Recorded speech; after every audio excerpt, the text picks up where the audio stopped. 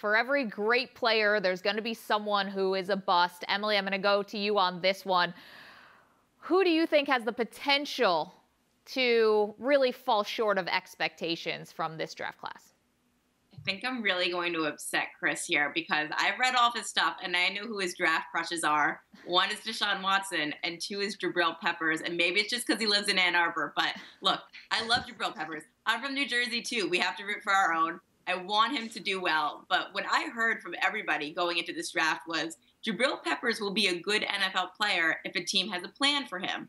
Well, when I hear the Browns say we're going to start playing him on offense and figure out a way for him to play there, I just cringe because I can't think of the last situation where it worked out when a player played both offensive and defensive snaps. So, Chris, tell me I'm wrong. Tell me I'm an idiot. But I don't want this kid to fail. I just am scared that he might if they ask him to do that.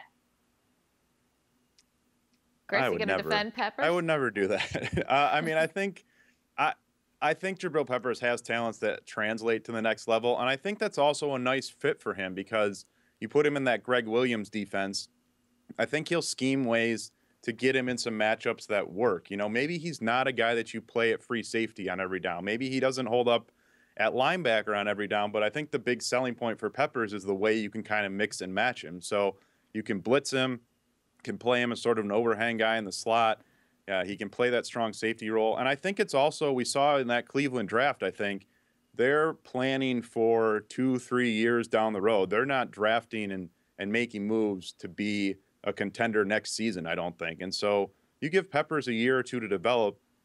I look at it kind of the same way to that David Njoku pick at tight end. You know, he's a guy that has all the athletic skills, all the upside in the world. You just got to figure out exactly what he can and can't do. And I think it's going to be a similar learning curve on the other side of the ball for Peppers. I don't know the last time a defensive player of the year from any conference then went to go play on offense at the very next level. It's a little interesting. And for David Njoku, I mean, they got rid of their other tight end, so I think that he's going to be thrown into the fire. Chris, a potential bust that you saw, someone who you just don't think is going to live up to expectations, who is it?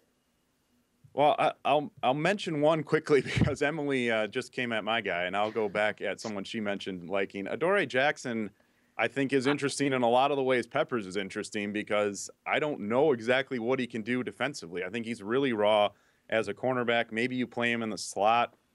I don't know that he has the size to really hold up outside. So that fit as a first rounder, I think, is going to come down as much to what he can do at special teams, maybe on offense too, as what he can do defensively.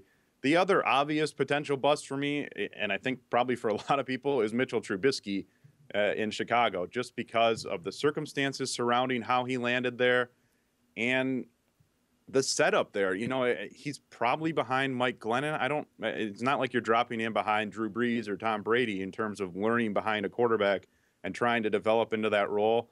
I don't know how stable that organization is going to be year to year. I mean, if they go 4-12, 3-13 this year, is Ryan Pace still the GM there? Is John Fox still the coach? Otherwise, you're talking about a second regime for a quarterback you just tried to bank your future on. So that's one to me that I think has obvious potential weak spots. And really, if it doesn't pan out early for Mitch Trubisky, you know, I don't know that 3-4 years down the road, we're really talking about this being a great fit because I don't know what the Bears are going to look like in 3-4 years.